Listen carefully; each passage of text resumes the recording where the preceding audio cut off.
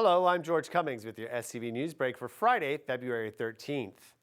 Santa Clarita Sheriff's deputies responded to a man who reportedly threatened himself in the sheriff's station lobby.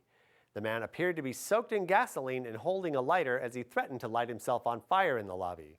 The man got into his vehicle and left the station. Deputies followed him to a local bank parking lot near Valencia Boulevard and Citrus in Valencia and took him to the hospital to be evaluated. Is your bike going to be the next target for a thief?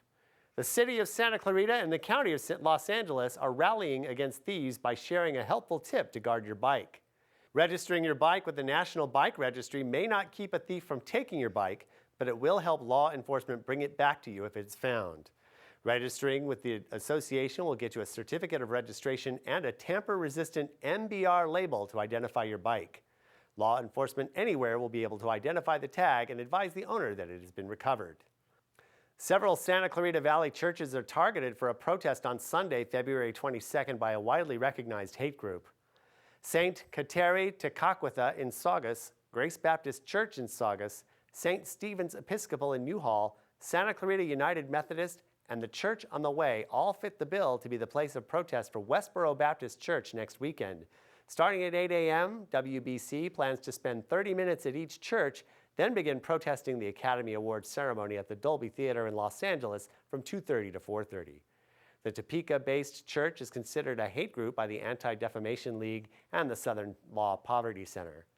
The group has singled out the St. Stephen's Episcopal Church, stating that nothing good can come from an Episcopal church because it was founded by an adulterer to commit adultery.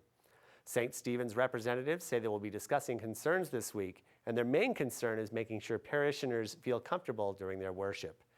WBC often makes announcements about picketing sites and then fails to show up. A local single mom needs the community's support after the death of her 7-year-old daughter. 7-year-old Reese Stout was diagnosed with Soto's syndrome, a genetic condition which causes physical overgrowth during the first few years of life.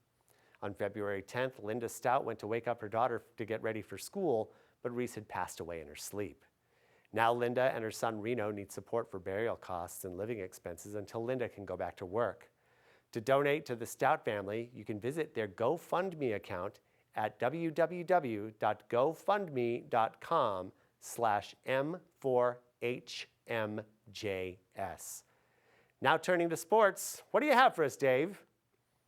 Well, George, Championship Thursday did not disappoint as SCV TV's presentation of Foothill League basketball saw 2 championships decided on one court.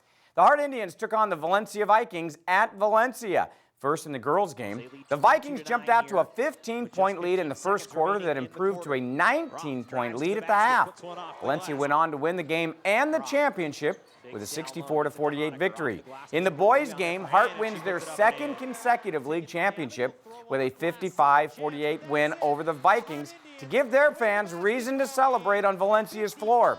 With the win, the Indians and the Vikings will share the league title with identical 8-2 seasons. You can watch both games right here on SCV TV or go to scvtv.com to watch the games on demand and all 20 basketball games televised by SCV TV this season. George, that's our look at sports.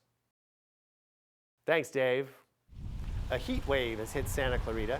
The National Weather Service has warned of an increased fire danger in Southern California due to a combination of Santa Ana winds and unseasonably warm temperatures. Temps reached into the mid-80s on Friday, and overnight lows are expected to be in the mid-50s. The weekend is going to start out on Saturday with temperatures in the low 80s, and by Sunday will reach into the upper 80s. Early next week looks warm with a high of 82 degrees on Monday and Tuesday. That's all for your SCV News Break. For more local news, you can log on to hometownstation.com or scvnews.com. Thanks for watching. I'm George Cummings.